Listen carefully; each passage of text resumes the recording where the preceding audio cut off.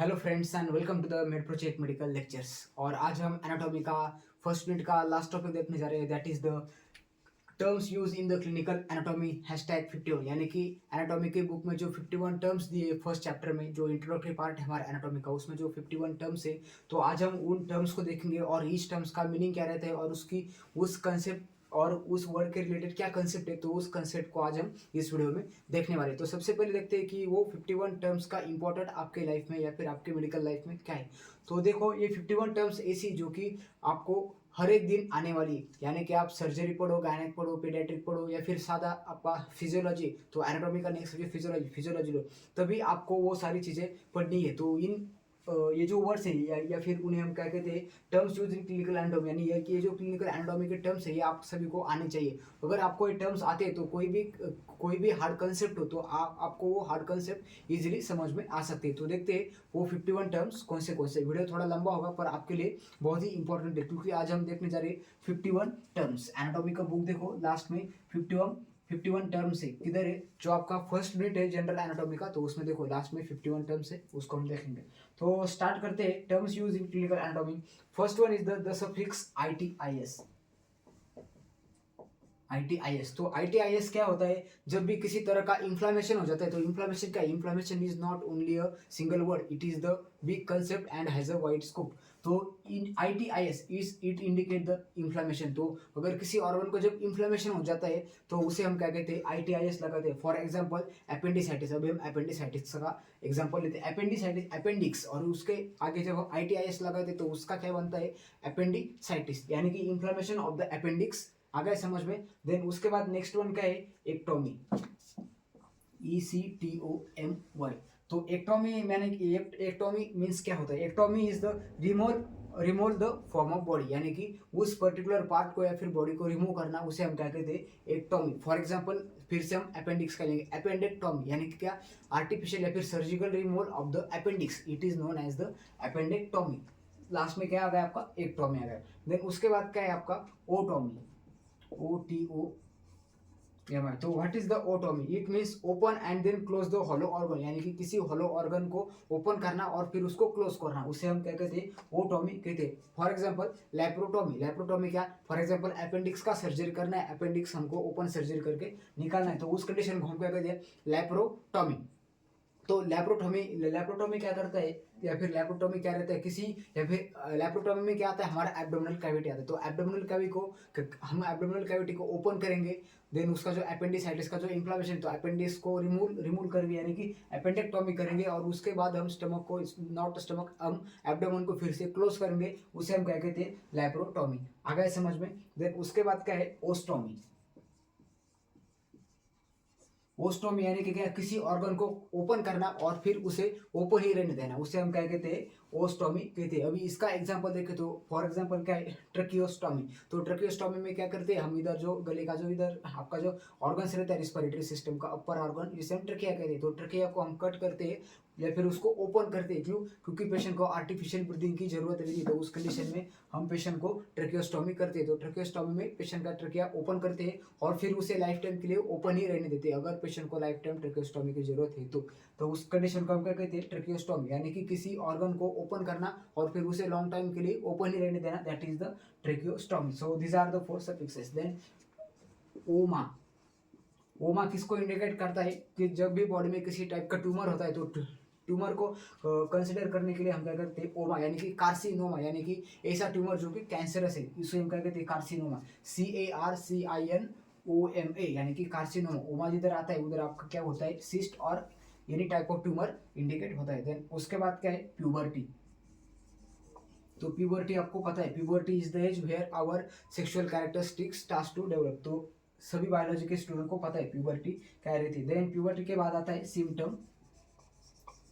Symptoms और science. Viva में पूछने जाने वाला क्वेश्चन है, साइन और सिम्टम में क्या डिफरेंस रहता है। तो बहुत ही इंपॉर्टेंट है और बहुत ही आसान है समझने के लिए। सिम्टम्स यानी क्या? जो पेशेंट फील कर रहा है उसे हम क्या कहते हैं? सिम्टम, यानी कि पेशेंट क्या बोलता है कि मुझे बहुत लिथार्जिक फीलिंग आ रही है, so that is the symptoms. Then patient क्या करता है, मुझे नोजिया हो रहा है, नोजिया होने की क्या उसको मलमल हो रही है, उससे हम क्या कहते हैं सिम्टम, यानी कि वो पेशेंट खुद महसूस कर सकता है या फिर पेशेंट को पेन हो रहा है, दैट इज द सिम्टम। और साइन क्या रहता है, जो हम अपनी आंखों से देखते हैं। फॉर एग्जाम्पल पेशेंट को रैशेस आए, रैशेस आर द साइंस, यानी पेशेंट को किसी तरह का पिंपल्स आए, दैट आर द साइंस। आ गया समझ में साइंस और सिम्टम में डिफरेंस। साइन का है जो हम अपनी आंखों से देखते हैं उसे हम कहते हैं साइन, और जो पेशेंट खुद फील करता है उसे हम कहते हैं सिम्टम्स। आ गया समझ में। देन उसके बाद क्या है, साइन हो गया, सिम्टम हो गया, देन डायग्नोसिस 9 नंबर की। तो डायग्नोसिस यानी कि डायग्नोसिस इज द एक्चुअल और कंफर्मेशन ऑफ द डिसीज, यानी कि पेशेंट साइन एंड सिम्टम्स लेकर आता है और according to sign and symptoms हो पेशेंट का जो डिसीज है वो डिसीज उसको बताते हैं या फिर डिसीज उसका फाइनल करते हैं, उसे हम कहते हैं डायग्नोसिस। डायग्नोसिस में डीप में जाओ तो दो टाइप के डायग्नोसिस आता है, एक provisional diagnosis and second one is the final diagnosis. तो provisional diagnosis according to sign and symptoms बनाया जाता है, और जो फाइनल डायग्नोसिस रहता है वो कुछ आपकी जो डायग्नोस्टिक टेस्ट रहती है तो डायग्नोस्टिक टेस्ट पर डिपेंड रहते हैं आपका फाइनल डायग्नोसिस। आ गया समझ में। तो डायग्नोसिस के दो टाइप्स हुए, first one is the provisional diagnosis and second one is the final diagnosis. Then diagnosis के बाद आता है प्रोग्नोसिस,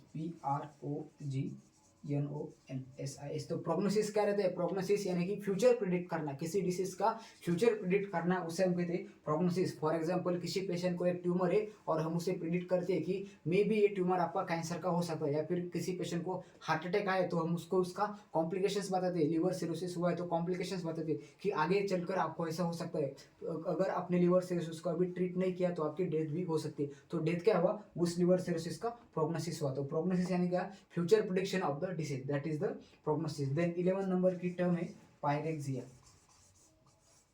तो पायरेक्सिया यानी कि पायरेक्सिया यानी कि फीवर, जिसे हम फीवर को हम साइंटिफिकली पायरेक्सिया बोल रहे हैं, यानी कि abnormally increasing the body temperature. Then उसके बाद क्या है, लीजन।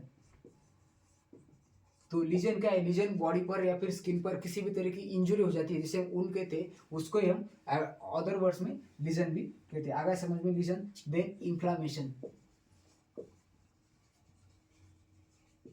तो इन्फ्लामेशन क्या होता है, inflammation it is the local reaction of the body, यानी कि क्या, जब हमारे बॉडी पर किसी भी तरह का इंजुरी हो जाता है तो उसको हमारी बॉडी जो रिस्पॉन्स दिखाती है उस रिस्पॉन्स को हम नथिंग बट द इन्फ्लामेशन बोलते हैं। इन्फ्लामेशन के कार्डिनल साइंस आते हैं तो इन्फ्लामेशन को हम उस कार्डिनल साइंस में कंसिडर करते हैं। फॉर एग्जाम्पल हमें कुछ इन्फेक्शन हो गया और हमारे बॉडी का टेम्परेचर बढ़ गया, that is nothing but the sign of inflammation. जिसमें हमारा इन्फ्लामेटरी प्रोसेस एक्टिव होता है उसे हम कंसिडर करते हैं एज अ इन्फ्लामेशन। तो इन्फ्लामेशन के कार्डिनल साइंस कौन से first one is the fever यानी कि पायरेक्सिया।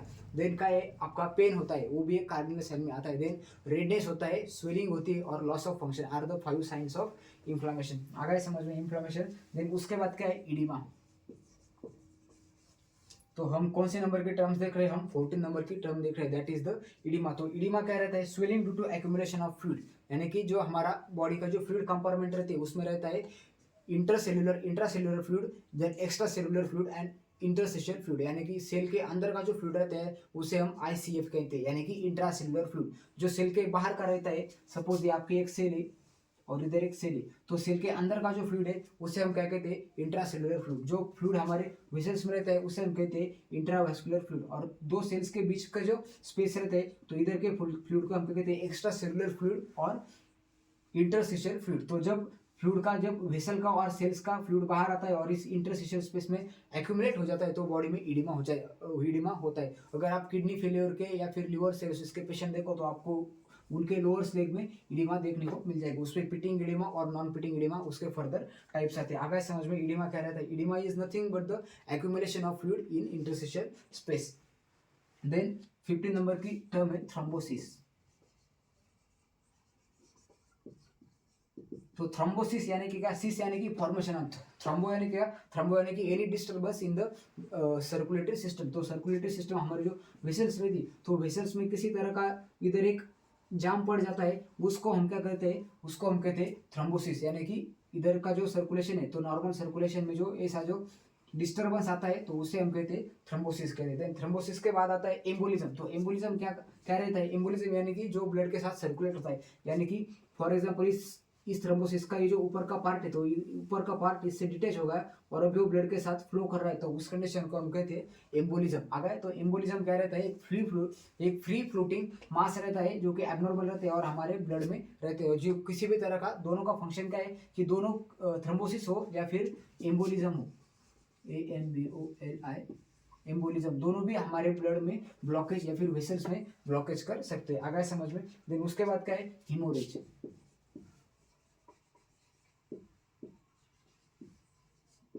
हिमोरेज का एबनॉर्मल ब्लीडिंग को हम हिमोरेज कहते हैं। हिमोरेज का हिमोरेज इज द ब्लीडिंग विच में भी इंटरनल और एक्सटर्नल, यानी कि वो बॉडी के अंदर भी हो सकती है या फिर एक्सटर्नल भी हो सकती है। फॉर एग्जांपल मेरे हाथ को अभी इधर इंजरी हुई और जो ब्लीडिंग होती है उसे हम क्या कहेंगे, उसे हम एक्सटर्नल ब्लीडिंग कहते थे। और फॉर एग्जाम्पल मेरा अभी स्टमक में स्ट्रेस अल्सर हुआ है और स्ट्रेस अल्सर बड़ा हुआ है, तो स्टमक में जो ब्लीडिंग होती है उसे हम क्या कहते हैं, इंटरनल ब्लीडिंग, यानी कि जो हमारी बॉडी के अंदर होती है उसे हम इंटरनल कहते हैं और जो आउटसाइड होती है उसे हम एक्सटर्नल हिमोरेज कहते हैं। देन उसके बाद है अल्सर।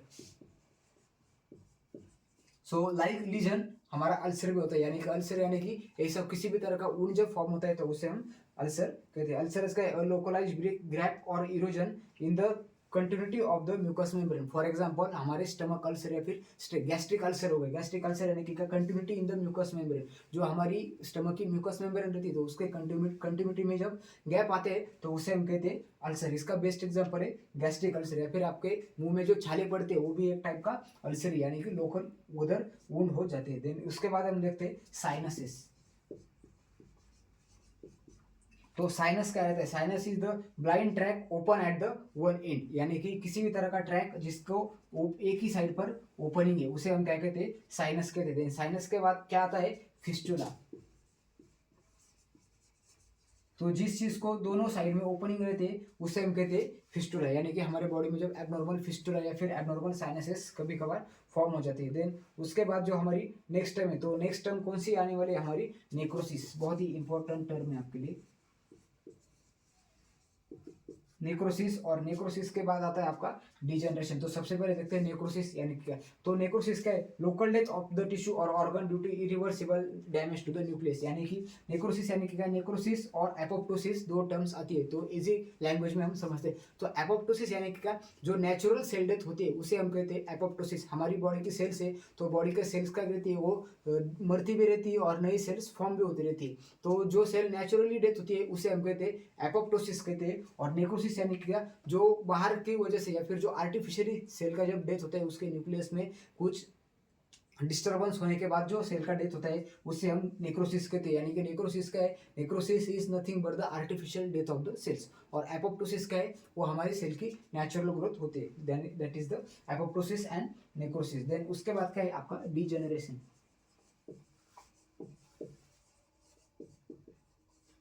तो डीजनरेशन क्या है, तो retrogressive change causing the disorientation in the structure and functional quality, यानी कि it is the reversible process. यानी कि डीजनरेशन यानी कि किसी ऑर्गन के स्ट्रक्चर में और फंक्शन में चेंजेस आ जाना या फिर डिफरेंसेस आ जाना और उसका फंक्शनल एबिलिटी कम हो जाना, उस कंडीशन को हम क्या कहते हैं, डीजनरेशन कहते हैं। आगे समझ में। उसके बाद आता है आपका गैंग्रीन। तो गैंग्रीन क्या है, किसी भी तरह के मेटाबॉलिक कॉजेस से या फिर लॉस ऑफ द ऑक्सीजन से या फिर उसका न्यूट्रिएंट लॉस की वजह से जब बॉडी सड़ जाती है तो उस कंडीशन को हम क्या कहते हैं, गैंग्रीन कहते हैं। गैंग्रीन क्या है, it is the form of necrosis combined with the purification, यानी कि along with the pus formation, यानी कि necrosis along with pus formation, उसे हम क्या कहते हैं, गैंग्रीन कहते हैं। देन हमारी 24 नंबर की टर्म है इंफ्रैक्शन। तो व्हाट इज इंफ्रैक्शन, तो इंफ्रैक्शन क्या रहता है, infraction is also the local death of the tissue और पार्ट ऑफ द टिश्यू और पार्ट ऑफ द सेल्स, यानी कि किसी तरह का, फॉर एग्जांपल ये आपका एक ऑर्गन है और ऑर्गन का इधर का जो एक टिश्यू है इसकी क्या होती है, लोकल डेथ होती है। और लोकल डेथ होने का चांस, लोकल डेथ होने का रीजन क्या है कि इधर जो आपकी आर्टरीज जो ब्लड सप्लाई कर रही है तो उस आर्टरीज में किसी तरह का जब इधर एम्बोलिज्म या फिर थ्रोम्बोसिस फॉर्म हो जाता है तो अल्टीमेटली इधर का ब्लड सप्लाई आपका कम हो जाएगा या फिर रुक जाएगा। अल्टीमेटली इधर इसको न्यूट्रिशन नहीं मिलेगा तो इस पार्ट का क्या हो जाएगा, इंफ्रैक्शन हो जाएगा, यानी कि local death due to the interruption in the blood supply. So that is known as the infraction. अगर समझ में इंफ्रैक्शन। देन देखते हैं एट्रोपी। तो एट्रोपी क्या रहती है, atrophy is the atrophy is decrease in the size of cell, tissue और ऑर्गन। तो एट्रोफी क्या रहती है, किसी तरह का सेल है या फिर सपोज एक पेन है, ये पेन का क्या साइज कम हो जाना, तो साइज कम होने को हम क्या कहते हैं, एट्रोफी कहते हैं, ATROPHY। अगर समझ में, एट्रोफी यानी कि क्या, देन का है, देन उसके बाद है डिस्ट्रोफी। तो डिस्ट्रोफी यानी कि क्या, किसी ऑर्गन का या फिर किसी पार्ट का साइज कम हो जाना ड्यू टू क्या, उस किसकी वजह से, due to the defective nutrition, यानी कि उसको न्यूट्रिशन ना मिल पाने की वजह से उस ऑर्गन का साइज कम हो जाना, उसे हम क्या कहते हैं, उसे हम कहते हैं डिस्ट्रोफी।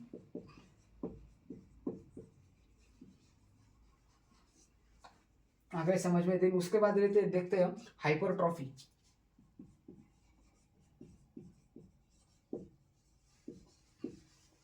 देन हाइपरट्रॉफी के बाद हाइपरप्लासिया। तो जब आप पैथोलॉजी पढ़ेंगे तो पैथोलॉजी में हाइपरट्रॉफी, हाइपरप्लासिया और एट्रोफी दो बहुत ही इंपॉर्टेंट टर्म्स आपके लिए आने वाली है। तो देखते हैं एट्रोफी यानी कि क्या, एट्रोफी यानी किसी तरह का जो ऑर्गन है, तो ऑर्गन का साइज कम हो जाना, उसका रीजन क्या है, due to the decrease the size of cell. यानी कि फॉर एग्जांपल ये एक हमारा क्या है, ऑर्गन है, और ये ऑर्गन में क्या, ऑर्गन किससे बनता है, ऑर्गन बनता है टिश्यू से, और टिश्यू किससे बनती है, टिश्यू बनती है सेल से। फॉर एग्जाम्पल इस ऑर्गन में ऐसी 1 2 3 4 5 6 इसमें सेल से।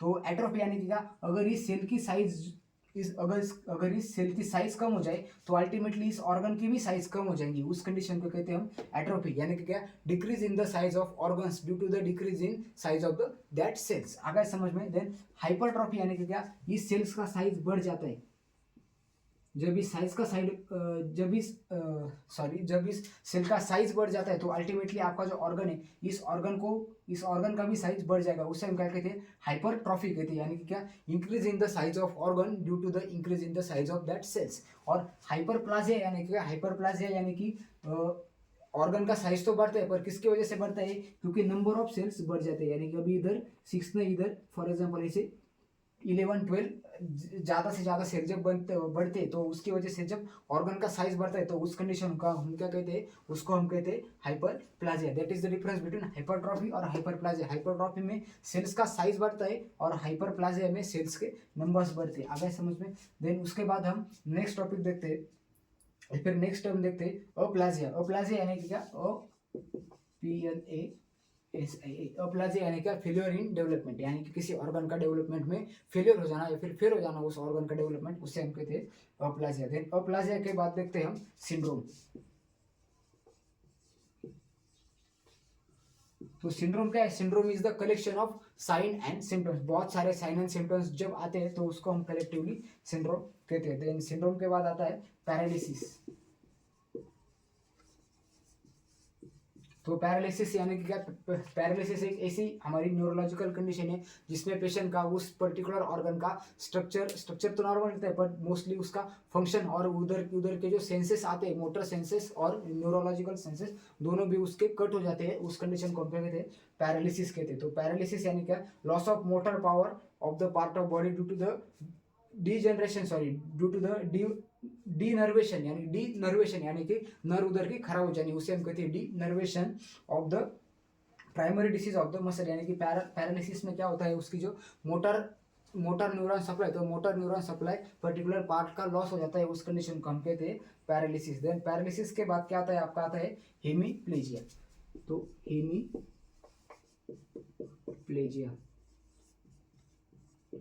तो हेमीप्लेजिया क्या रहता है, hemiplegia is the paralysis of the half of body, यानी कि बॉडी की हाफ साइज, यानी कि या फिर वो राइट साइड हो सकती है या फिर राइट साइड हो सकती है, उस वो जब पैरालाइज हो जाती है तो उसे हम कहते हैं हेमीप्लेजिया। देन हेमीप्लेजिया के बाद आता है आपका पैराप्लेजिया। तो पैराप्लेजिया क्या है, paraplegia is the paralysis of both lower limbs, यानी कि बॉडी की जो इंफीरियर साइड है, यानी कि जो आपके लोअर लिम्स है, तो दोनों लोअर लिम्स का जब पैरालिसिस हो जाता है तो उसे हम कहते हैं कौन सा तो उसे हम कौन सा पैरालिसिस कहते हैं, तो उसे हम कहते हैं पैराप्लेजिया। PARAPLAGRA, इसके नाम से आप ध्यान में रख सकते हो। पैराप्लेजिया यानी क्या, दोनों पैर जब पैरालाइज हो जाते हैं उसे हम कहते हैं पैराप्लेजिया। और हेमीप्लेजिया में क्या, हाफ ऑफ द बॉडी, यानी कि राइट साइड, जिसमें राइट अपर लिम और राइट लोअर लिम और right side of the face, दोनों सभी एक साइड पैरालाइज हो जाती है, उसे हम कहते हैं हेमीप्लेजिया। देन उसके बाद आता है आपका मोनोप्लेजिया। तो मोनोप्लेजिया यानी कि किसी भी एक लिम्ब या फिर वो आपका किसी भी, हमारे 4 लिम्स है, 2 लोअर लिम्स और 2 अपर लिम्स, तो 4 में से किसी भी एक लिम्ब का पैरालिसिस हो जाना है, उसे हम कहते हैं मोनोप्लेजिया। देन मोनोप्लेजिया के बाद आता है आपका क्वाड्रीप्लेजिया। क्वाड्रीप्लेजिया, तो क्वाड्रीप्लेजिया क्या रहता है? क्वाड्रीप्लेजिया मीन्स हमारे जो 4 लिम्स है, तो चारों लिम्ब का पैरालिसिस हो जाना, उसे हम कहते हैं क्वाड्रीप्लेजिया। देन उसके बाद आता है आपका एनेस्थीसिया। तो एनेस्थीसिया क्या रहता है? एनेस्थीसिया में हम पेशेंट का जो मोटर न्यूरॉन सप्लाई है उसे हम कट करते हैं, उसको हम कहते हैं एनेस्थीसिया। तो एनेस्थीसिया एक क्या है? एनेस्थीसिया हमारे एक मेडिकल टर्म है जिसमें हम क्या करते हैं, पेशेंट का जो मोटर सप्लाई और फिर न्यूरोलॉजिकल जो या फिर न्यूरॉन का जो सप्लाई रहता है, तो उस सप्लाई को हम कट करते हैं through the using of drugs. तो ड्रग्स को यूज करके हम पेशेंट को एनेस्थीसिया देते हैं। देन एनेस्थीसिया के बाद आता है आपका एनाल्जेसिया।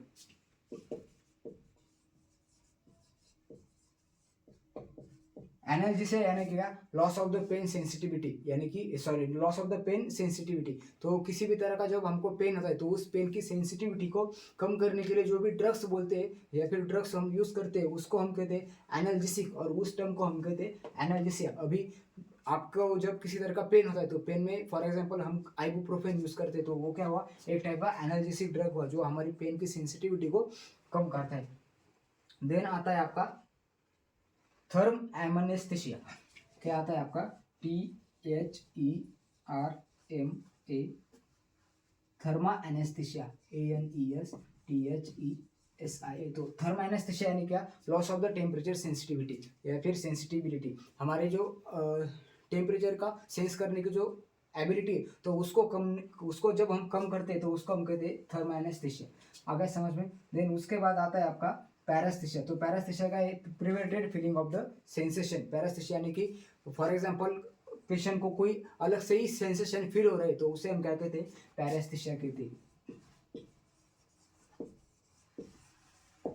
पैरास्थीसिया और एनेस्थीसिया आपस में एक ऑपोजिट वर्ड्स है। एनेस्थीसिया में पेशेंट को किसी तरह के सेंसेशन नहीं आते और पैरास्थीसिया में वो सेंसेशन आने फिर से स्टार्ट हो जाते हैं। अगर देन उसके बाद क्या आपका coma. Coma is the condition of unconsciousness, वो सभी को पता है। देन देखते में बेनाइन एंड मैलिग्नेंट, BENIGN और मैलिग्नेंट। तो बेनाइन एंड मैलिग्नेंट क्या रहते हैं? तो जो भी हमारे बॉडी के जो ट्यूमर्स रहते हैं या फिर सिस्ट रहते हैं, जब वो कैंसरस होते हैं तो उसे हम कहते हैं मैलिग्नेंट, और जब वो नॉन कैंसरस रहते हैं तो उसे हम कहते हैं बेनाइन। अगर समझ तो बेनाइन और मैलिग्नेंट पैथोलॉजी के टर्म से कैंसर में आपको इंपॉर्टेंट है आने वाली। बेनाइन यानी कि क्या? नॉन कैंसरस ट्यूमर्स, और मैलिग्नेंट यानी कि क्या? ऐसे ट्यूमर जो कैंसरस है। देन उसके बाद देखते हैं हम कार्सिनोमा। तो कार्सिनोमा यानी क्या? ऐसी, इधर हमने देखा था ओमा हम कब लगाते हैं? जब किसी तरह का ट्यूमर होता है तो उसे हम कहते हैं कार्सिनोमा। तो या फिर जब जो भी ट्यूमर कार्सिन या फिर जो भी ट्यूमर कैंसरस के होते हैं उसे हम कहते हैं कार्सिनोमा। और ओमा कब आता है? जब किसी तरह का ट्यूमर रहता है, तो जब हम सफिक्स यूज करते हैं उसे हम कहते हैं OMA। और कार्सिनोमा यानी कि क्या? ऐसी ट्यूमर्स जो कैंसरस है उसे हम कहते हैं कार्सिनोमा। आ गए समझ में? देन अभी बहुत ही छोटे से टर्म्स रह गए। कार्सिनोमा के बाद आता है आपका सार्कोमा।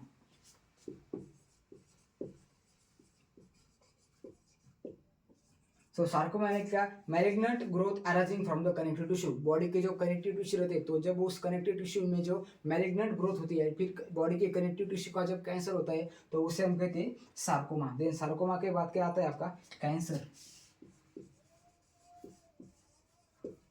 तो कैंसर को एक लाइन में डिफाइन करना बहुत ही हार्ड है। आपको कैंसर क्या है पता है? कैंसर में क्या रहता है? कैंसर में हमारी बॉडी की जो सेल्स की डिवाइडेशन की जो एबिलिटी रहती है, तो उस एबिलिटी को एबनॉर्मली बढ़ जाती है, और एक सेल की जगह पर 100 या फिर 200 सेल्स बढ़ जाते हैं। जब वो सेल्स ज़्यादा बढ़ जाते हैं तब वो खुद का जो न्यूट्रिशन का सोर्स ढूंढ लेते हैं।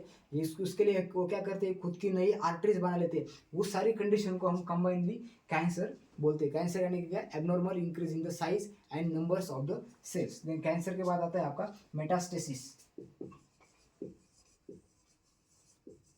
तो मेटास्टेसिस क्या है? मेटास्टेसिस एक कैंसर स्प्रेड होने का रूट है, यानी कि कैंसर कौन से रूट से स्प्रेड होता है उस कंडीशन को हम कहते हैं मेटास्टेसिस। तो इसका हम आसानी से देख लेते हैं।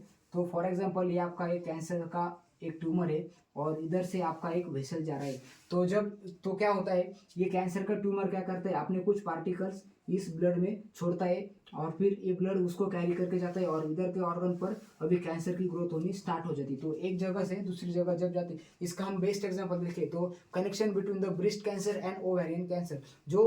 जिस भी स्त्री को ब्रेस्ट कैंसर है तो उसको ओवेरियन कैंसर के चांसेस बढ़ जाते हैं, और जो भी फीमेल को ओवेरियन कैंसर है तो उसको भी ब्रेस्ट कैंसर के चांसेस बढ़ जाते हैं। क्योंकि कैंसर का मेटास्टेसिस आसानी से हो जाता है, वो लिम्फेटिक सिस्टम से भी हो सकता है या फिर आपके जो ब्लड है तो ब्लड के थ्रू भी, सर्कुलेटरी सिस्टम के थ्रू भी हो सकता है। तो जब कैंसर एक जगह से दूसरी जगह जाता है थ्रू मीडियम, उस कंडीशन को हम कहते हैं मेटास्टेसिस। आ गया समझ में। देन उसके बाद देखते हैं हम कन्वल्सन्स।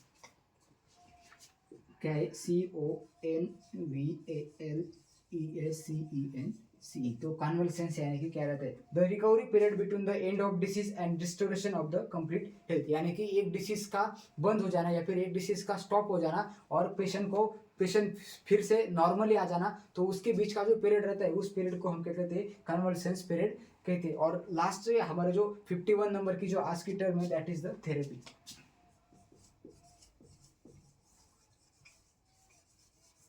That is the therapy. तो क्या है therapy? Therapy is nothing but the medical treatment. यानी कि जब हम पेशेंट को किसी भी तरह का मेडिकल ट्रीटमेंट देते हैं, चाहे वो हमारा ड्रग का थेरेपी हो या फिर साइकोलॉजिकल थेरेपी हो, उसे हम कंबाइनली थेरेपी ही कहते हैं। या फिर पेशेंट को हम जो भी तरह का ट्रीटमेंट देते हैं उसे हम कहते हैं थेरेपी। तो आगे समझ में, that are the important 51 terms. और भी बहुत सारी टर्म्स है जो कि आपके लिए इंपॉर्टेंट है, पर जैसे आप थोड़ा थोड़ा आपका स्टडी बढ़ाते जाओगे आपके ध्यान में आ जाएंगे कि कौन सी टर्म्स नहीं है। और ये जो टर्म्स है ये आपके डेली लाइफ में आने वाली, जो भी आप बुक खोलो प्रत्येक ईच पेज पर आपको इसमें से किसी ना किसी एक टर्म्स को फेस करना है। तो एक बार इस फेस को सॉरी इस एक बार देख लीजिए कि ये टर्म्स क्या क्या रहती है और इनका एक्चुअल मीनिंग क्या है। और ईच टर्म की बहुत सारी कंसेप्ट है। ईच टर्म की डिस्ट्रोफी, फॉर एग्जांपल हाइपरट्रॉफी हो गया तो हाइपरट्रॉफी की एक स्पेसिफिक पैथोफिजियोलॉजी रहती है। सार्कोम हो गया तो उसकी भी एक पैथोफिजियोलॉजी रहती है। तो एमएसएन जब आप नेक्स्ट ईयर में जाओगे तो एमएसएन में आपको समझ में आएगा कि इन सारे टर्म्स का क्या इंपॉर्टेंस है। अभी के लिए बस इतना ही है 51 टर्म्स। इस पर बहुत सारी वीडियो आपको यूट्यूब पर नहीं दिखेंगे, इसलिए मैंने स्पेशली इस 51 टर्म्स को समझाने, आसान भाषा में समझाने के लिए ये वीडियो बनाया था। बहुत लोगों का क्या होता है, जब एनाटॉमी का बुक खोलते हैं तो पहले ही चैप्टर में आपको 51 टर्म्स दिख जाती है, पर बहुत सारे बच्चे इस टर्म्स को स्किप कर देते हैं। क्यों स्किप कर देते हैं? क्योंकि उनको बहुत ही हार्ड लगता है, क्योंकि अभी फिलहाल ही मेडिकल में आए और नर्सिंग में आए और उनको पता नहीं चलता कि ये टर्म्स एक्चुअल में है क्या, तो वो स्किप कर देते हैं। तो इसलिए मैंने ये वीडियो बनाया। तो आपको वीडियो कैसा लगता है मेरे कमेंट सेक्शन में बताओ, आपके फ्रेंड्स के साथ शेयर करो ताकि वो भी इन टर्म्स को समझ सके। और वीडियो को लाइक करो, चैनल को सब्सक्राइब करो। Thank you friends.